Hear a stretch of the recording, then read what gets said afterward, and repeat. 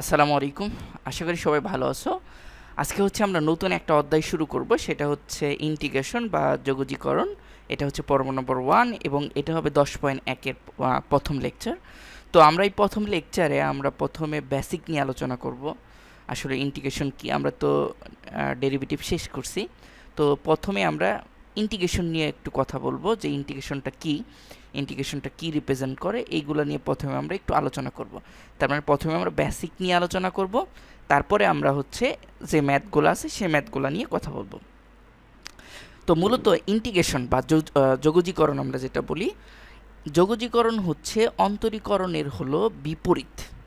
বিষয়টা এরকম যে এটা হলো, বিষয়টা যদি এরকম বলি যে ধরো এক্স স্কোয়ারকে তুমি কি করলা, ডিফারেন্সিয়েশন করলা, ডিডিএক্স করলা, তাহলে তুমি এখানে কি পাবা, 2x-কে পাবা।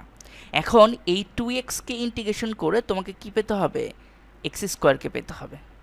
বিষয়টা বুঝতে পারছো? তার মানে হচ্ছে এখন তোমাকে হচ্ছে 2x-কে ইন্টিগ্রেশন করবা, ইন্টিগ্রেশন করলে তোমাকে কি পেতে হবে, এক্স স্কোয়ার পেতে হবে। এইটাই হচ্ছে বিপরীত প্রক্রিয়া। তার মানে হচ্ছে সহজে আমরা বলতে পারি যে ইন্টিগ্রেশনটা হচ্ছে ডিফারেন্সিয়েশনের বিপরীত প্রক্রিয়া। এটা হলো ডিফারেন্সিয়েশন, বা এটাকে আমরা বলি অন্তরীকরণ, আর এইটাকে বলি ইন্টিগ্রেশন বা যোগজীকরণ।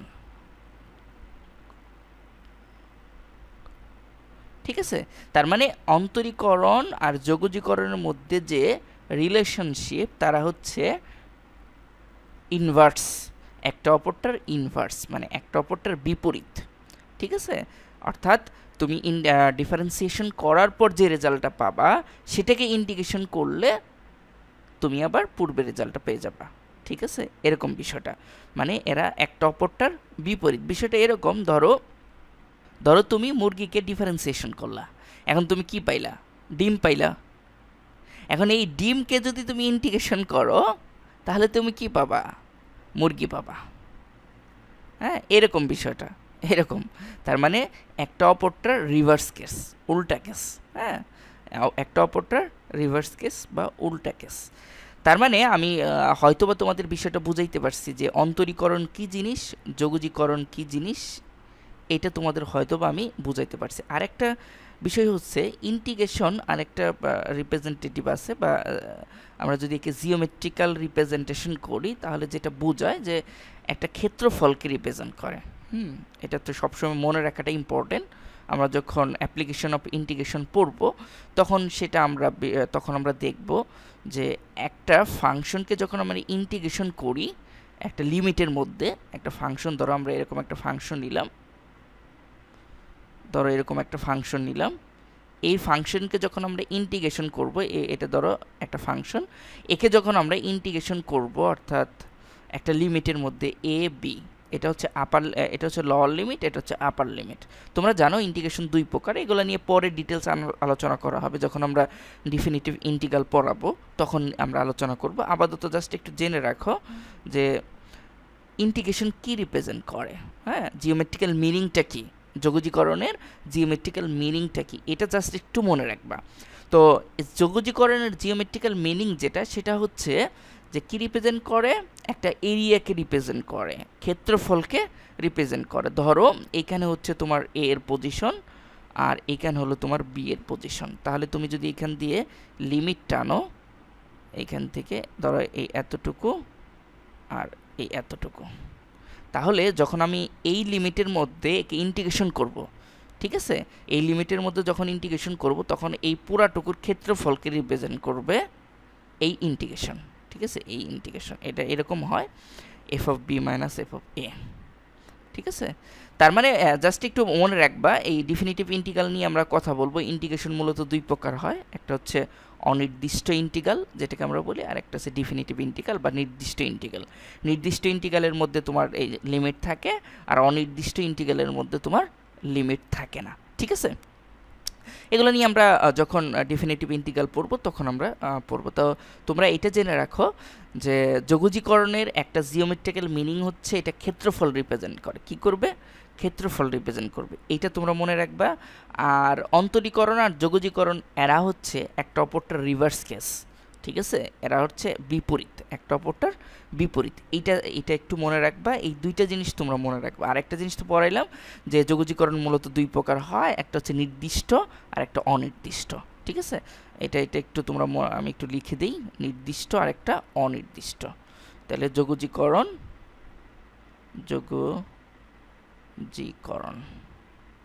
দুই প্রকার হয়, একটা হচ্ছে নির্দিষ্ট আর একটা অনির্দিষ্ট।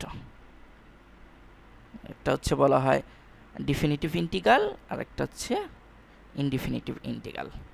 এটা হচ্ছে এরকম হয়, এটার লিমিট থাকে, আর ইন্টিগ্রালের চিহ্ন তো বুঝো, এরকম সামেশন থেকে এস থেকে নিয়ে আসছে। এটা আসলে সামেশন ছিল, সামেশনের এস থেকে এস থেকে এরকম একটা চিহ্ন নিয়ে আসছে। ঠিক আছে, এই সামেশনের এস থেকে এই চিহ্নটা নিয়ে আসছে, তো এরকম হয় ডিএক্স। আর অনির্দিষ্টর ক্ষেত্রে কোনো কি থাকে না, লিমিট থাকে না। তো এই দুই প্রকার তোমরা ইন্টিগ্রাল সম্পর্কে ধারণা হইলা। ঠিক আছে, ইন্টিগ্রালের চিহ্নটাই হচ্ছে এরকম, সামেশনের যে চিহ্ন ছিল সেই চিহ্ন থেকে এসটাকে নিয়ে আসছে আর ডিএক্সটা থাকতেছে। এই ডিএক্সটা হচ্ছে কার সাপেক্ষে, এক্সের সাপেক্ষে ইন্টিগ্রেশন তোমাকে করতে হবে, বিষয়টা এরকম। ঠিক আছে, তো এই ছিল মোটামুটি ইন্টিগ্রেশনের বেসিক কিছু অংশ। তো আমরা এখন যে ইন্টিগ্রেশন করলে আমাদের কিছু সূত্র লাগবে, তাই না, নির্দিষ্ট কিছু সূত্র লাগবে, সেই নির্দিষ্ট কিছু সূত্র নিয়ে আমরা প্রথমে কথা বলবো। তো আমরা তো গত যে ভিডিওগুলো ছিল, অর্থাৎ আমরা অন্তরীকরণের সকল ভিডিও, অন্তরীকরণের যত ভিডিও আছে সবগুলো ভিডিও আমরা করছি, অর্থাৎ অন্তরীকরণের যত ম্যাথ আছে সব ম্যাথ কিন্তু আমরা করে ফেলছি অধ্যায় ভিত্তিক। হ্যাঁ, একবারে হচ্ছে 9.9 পর্যন্ত, 9.1 থেকে শুরু করে 9.9 পর্যন্ত আমরা করে ফেলছি।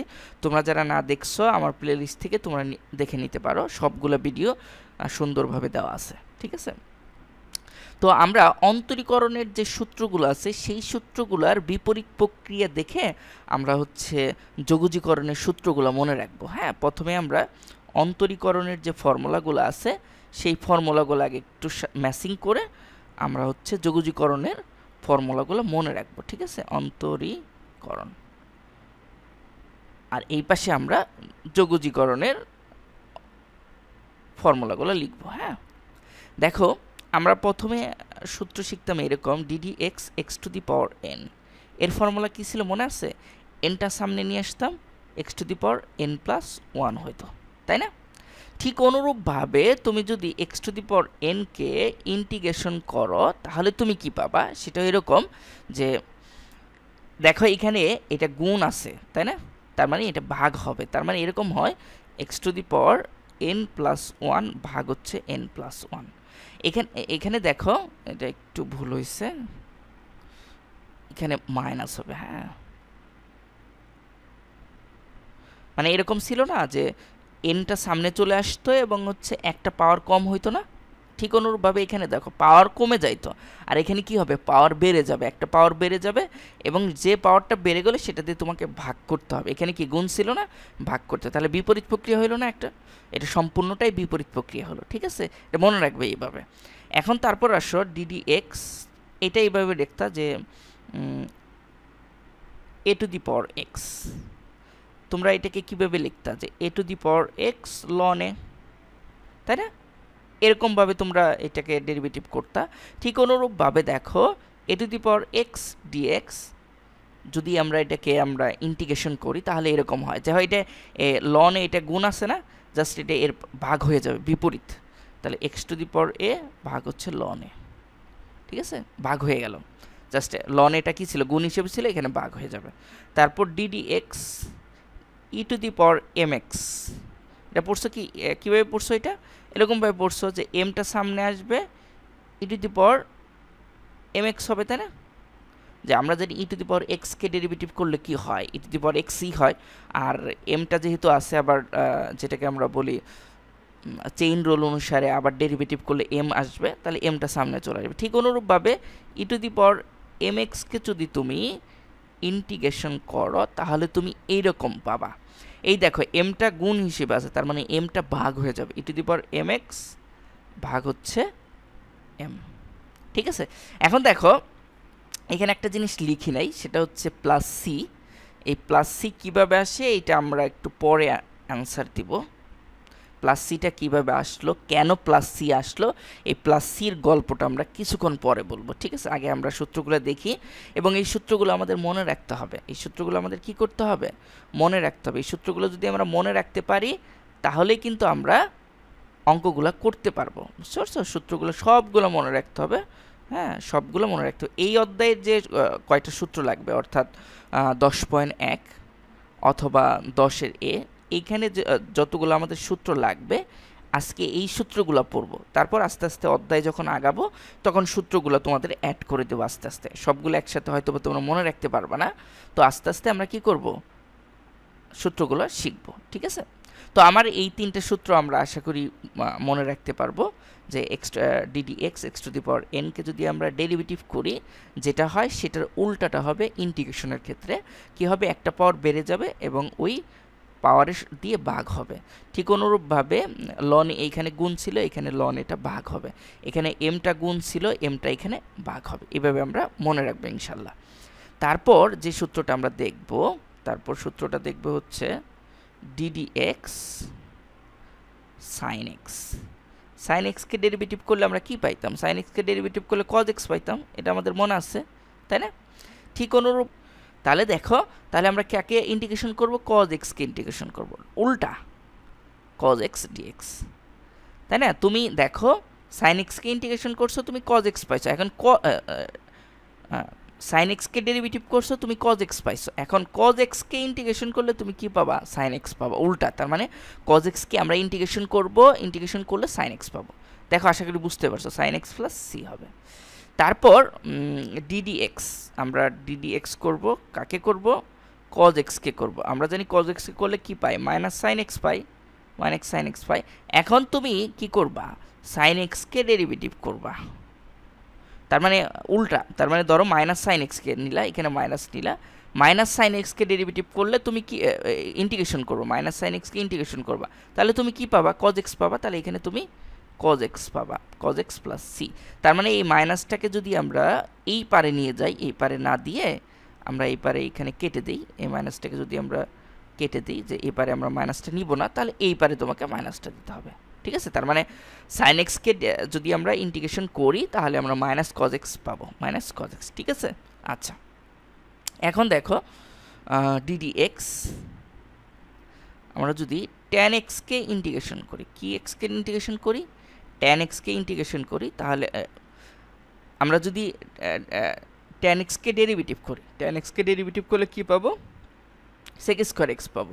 এখন দেখো সেক স্কোয়ার এক্সকে ইন্টিগ্রেশন করলে, সেক স্কোয়ার এক্সকে ইন্টিগ্রেশন করলে তুমি কাকে পাবা? ট্যান এক্সকে পাবা, যে ট্যান এক্স প্লাস সি। তো আশা করি বুঝতে পারছো।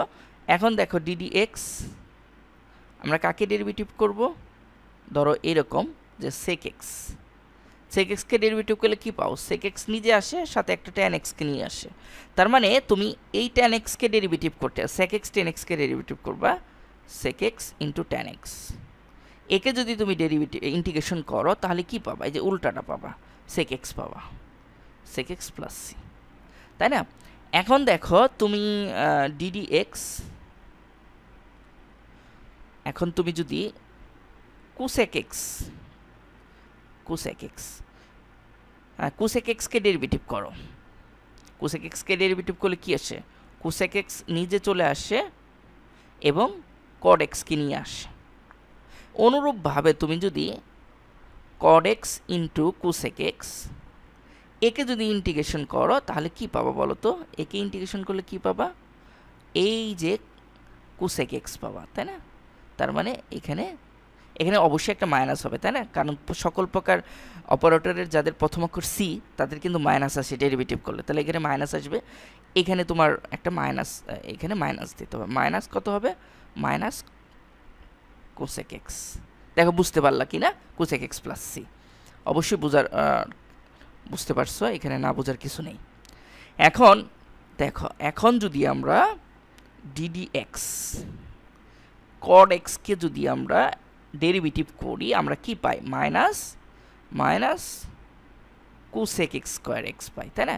এখন তুমি যদি কোসেক স্কোয়ার এক্সকে ডেরিভেটিভ করো, মানে ইন্টিগ্রেশন করো, তাহলে কি পাবা? এই যে এটা ফিরে পাবা মাইনাস সহ, তাহলে মাইনাস কড এক্স পাবা, ঠিক আছে? Minus cot x. Plus c. তার মানে এই কয়টা সূত্র শিখলেই হবে। আরেকটা লাস্টে একটা সূত্র আছে এই অধ্যায়ের জন্য, বাকি যখন আমরা নতুন অধ্যায় করব তখন আমরা আলাদা আলাদা সূত্র তোমাদের লিখে দিব, যে লন এক্সকে ডেরিভেটিভ করলে কি হয় 1/x হয়, তাই না? ঠিক অনুরূপভাবে 1/x-কে যদি তুমি কি করো ইন্টিগ্রেশন করো তাহলে তুমি লন এক্স পাবা, ঠিক আছে? Ln x plus c. তো এইটার একটা রুলস আছে, যে এটার একটা রুলস আছে, রুলসটা হচ্ছে এরকম, মানে এইভাবে মনে রাখতে হবে। এটা খুবই একটা ইম্পর্টেন্ট ফর্মুলা, ফর্মুলাটা আমাদের প্রচুর লাগে বিভিন্ন জায়গায়। বিষয়টা এরকম, দেখো এটাকে এইভাবেও লেখা যায়, এইভাবেও লেখা যায়, ln absolute value f of x plus c. বিষয়টা একটু দেখো, যে এখানে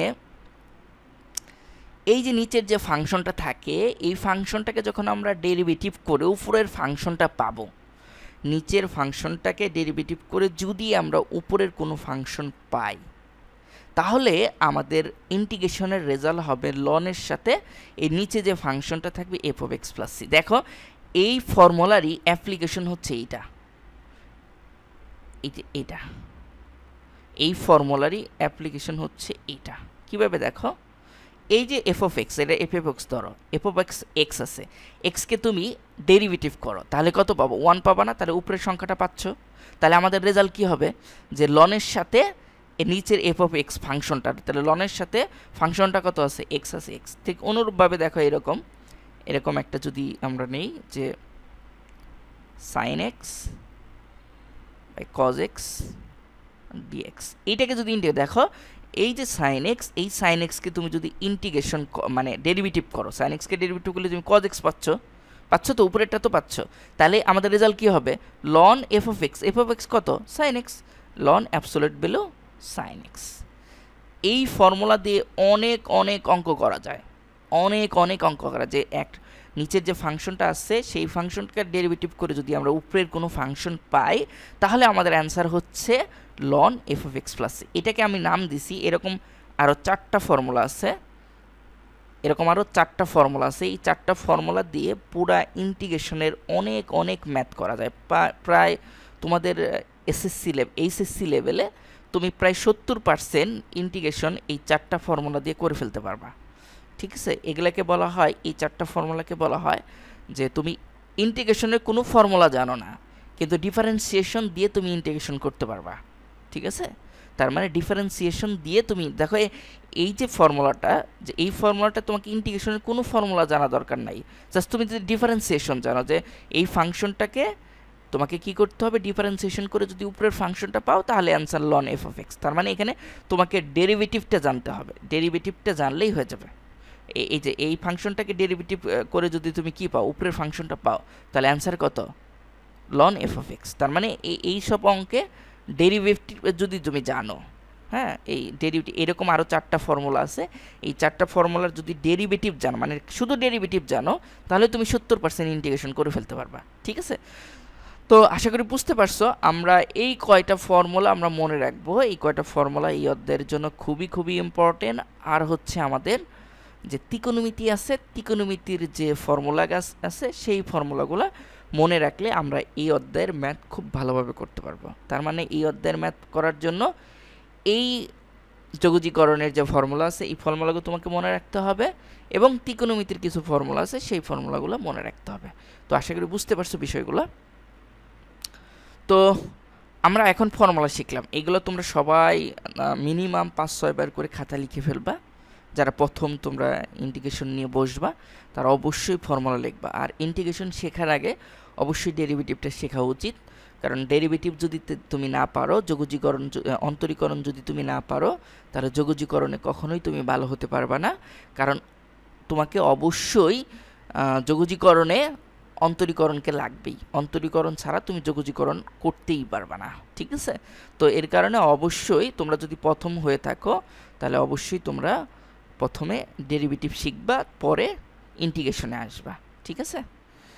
তো আশা করি বুঝতে পারছো বিষয়গুলো। তো আমরা চলো আজকে যে ম্যাথটা ছিল, যে 4টা ম্যাথ করব, এই 4টা ম্যাথ আমরা দেখে আসছি, এই 4টা ম্যাথ আমরা দেখে আসি, এই 4টা ম্যাথ। তার আগে ইন্টিগ্রেশন নিয়ে একটু বেসিক আলোচনা এই ম্যাথের জন্য লাগবে তোমাদের, সেটা হলো এই দুইটা ম্যাথের জন্য যে প্রপার্টি লাগবে সেই প্রপার্টিটা আমরা বলি যে আমরা সাইন এক্সকে ইন্টিগ্রেশন করে দেখছি কি আসে, minus cos x plus c আসে।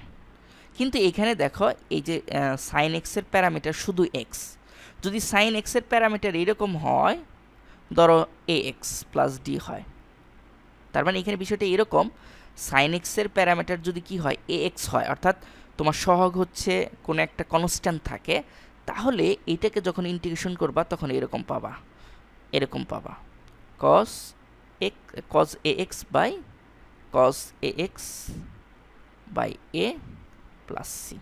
ঠিক আছে, বিষয়টা বুঝতে পারছো? তার মানে এইখানকার যে কনস্ট্যান্ট টার্মটা সেটা ভাগ হয়ে যায়, তাই না?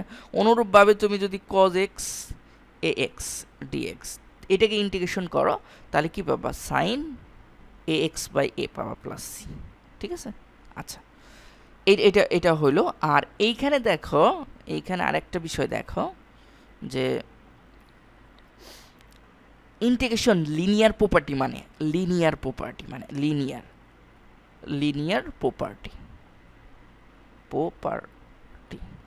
প্রপার্টি বলতে আমরা কি বুঝি? ইন্টিগ্রেশন এই লিনিয়ার প্রপার্টি মেনে চলে। লিনিয়ার প্রপার্টিটা এরকম, ধরো ইন্টিগ্রেশন এরকম আছে যে এ এক্স প্লাস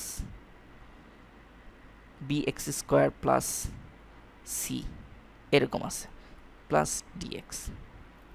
এখন এই যে এটাকে তুমি আলাদা আলাদা লিখতে পারবা। কিভাবে লিখবা? এ এক্স ডিএক্স প্লাস হচ্ছে b x square dx plus হচ্ছে সি ডিএক্স। দেখো সবার সাথেই আলাদা করে তুমি ইন্টিগ্রেশনকে অ্যাড করে দিয়ে দিতে পারতেছো, গুণ করে দিতে হতো। এটাকে বলা হয় লিনিয়ার প্রপার্টি। ঠিক আছে, এটাকে বলা হয় লিনিয়ার প্রপার্টি, অর্থাৎ তুমি আলাদা আলাদা যোগ বিয়োগ থাকলে, এটা যোগ বিয়োগ যদি থাকে, যোগ বিয়োগ থাকে, গুণ থাকলে না, গুণ ভাগ থাকলে কিন্তু হবে না। হ্যাঁ, শুধু যোগ বিয়োগের ক্ষেত্রে লিনিয়ার প্রপার্টিটা মেনে চলে। বুঝতে পারছো বিষয়টাই? যে তুমি কি করতে পারবা, সবার সাথে আলাদা করে ইন্টিগ্রেশন চিহ্নটা দিতে পারবা। এখন এই যে এখানে দেখো এই ফর্মুলাটা হয়তো বলি নাই, সি ডিএক্স কত হবে? দেখো এখন কনস্ট্যান্ট টার্মকে যদি ইন্টিগ্রেশন করি তাহলে কি পাওয়া যাবে?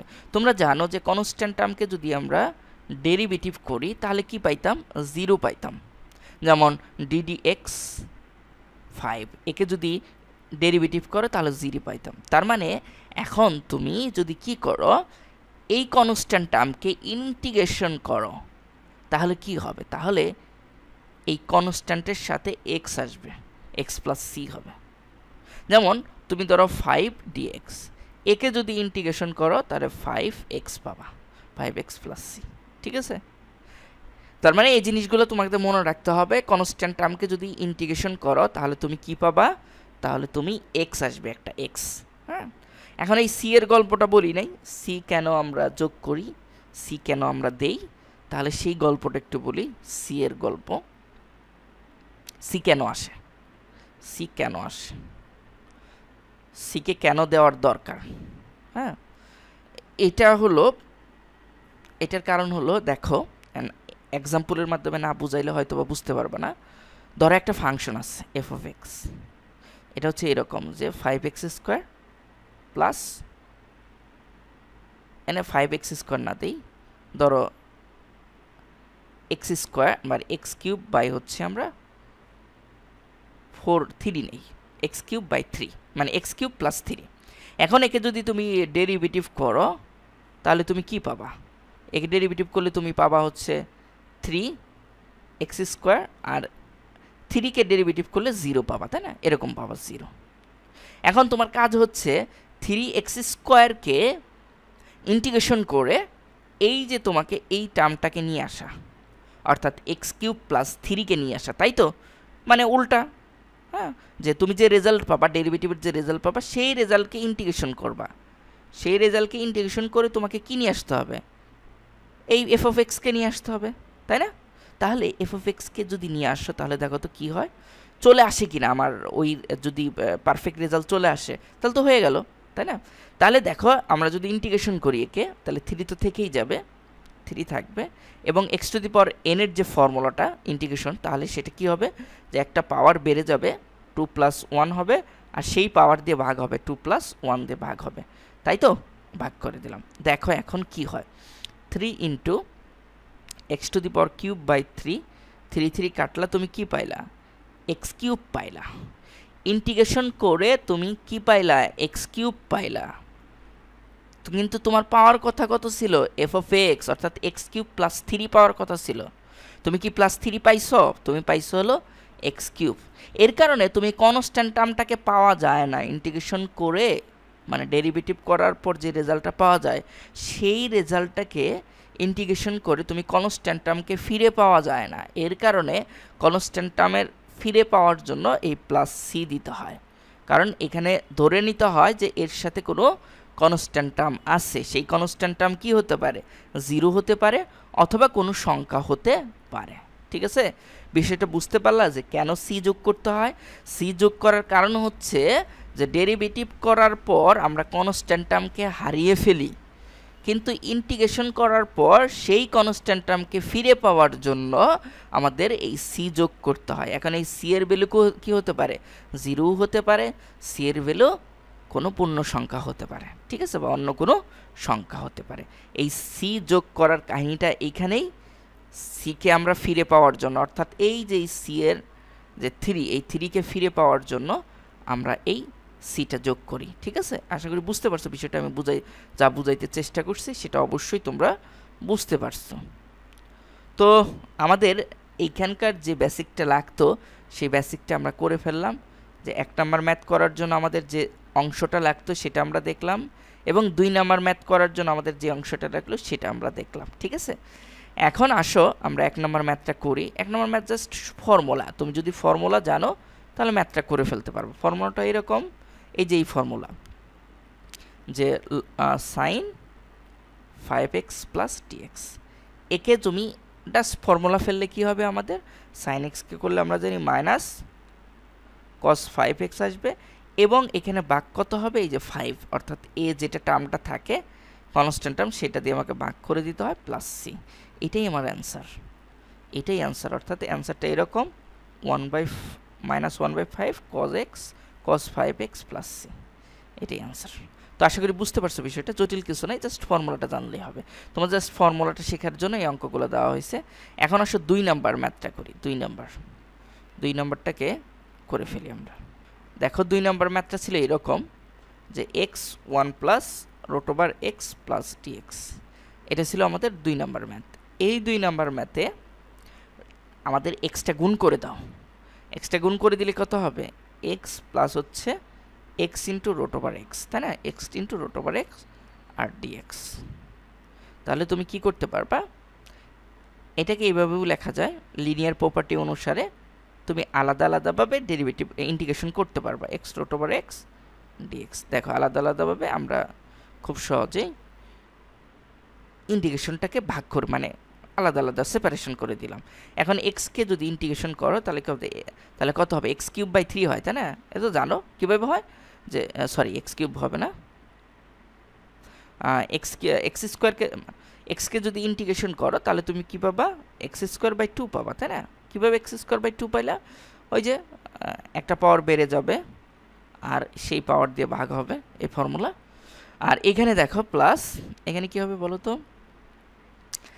এটাকে তুমি সূচকের ফর্মুলা নিয়ে আসো। সূচকের ফর্মুলা হচ্ছে 1 প্লাস 1/2 হবে, তাই না? তাহলে 1/2 যদি করো তাহলে কত হয়? তাহলে হচ্ছে 3/2 হয়। তাহলে এই যে আমরা এটাকে এভাবেও লিখতে পারি, x to the power 3/2 dx, তাই না? এটা লিখতে পারি না? এখন তুমি এটাকে ইন্টিগ্রেশন করো, ইন্টিগ্রেশন করে রেজাল্ট বসাও। ইন্টিগ্রেশন কত হবে দেখো, আমরা এক্স 3/2 প্লাস 1 একটা পাওয়ার বেড়ে যাবে আর 3/2 প্লাস 1 দিয়ে ভাগ হবে, তাই না? তো এখানে যদি লসাগু নাও তাহলে কত হয়? এক্স টু দি পাওয়ার লসাগু 2 হয়, আর হচ্ছে কত হবে? 3 আর 2 5, তার মানে হচ্ছে 5/2।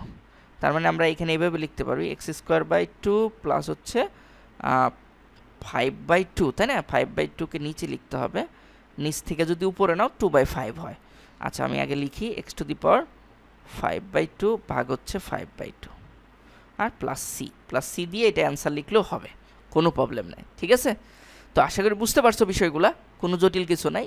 জাস্ট এটাকে তোমাকে দুইটা প্রপার্টি শিখাইলো, লিনিয়ার প্রপার্টি তোমাকে শিখাইলো ইন্টিগ্রেশনের মাধ্যমে, আর তোমাকে দেখাইলো যে একটা সূত্র। এই হচ্ছে তোমাদের এখানকার দুইটা ম্যাথ। আরও দুইটা ম্যাথ আছে, দেখো সেই দুইটা ম্যাথ আমরা করি। দেখো এখানে 3 নাম্বার যে ম্যাথটা, 3 নাম্বার 1/x প্লাস, এটাও কিন্তু লিনিয়ার প্রপার্টি, তাই না? আমরা এটাকে এভাবে লিখতে পারি x প্লাস 1/x dx। আমরা এটাকে এভাবে লিখতে পারি 1 প্লাস 1/x স্কোয়ার, তাই না, dx।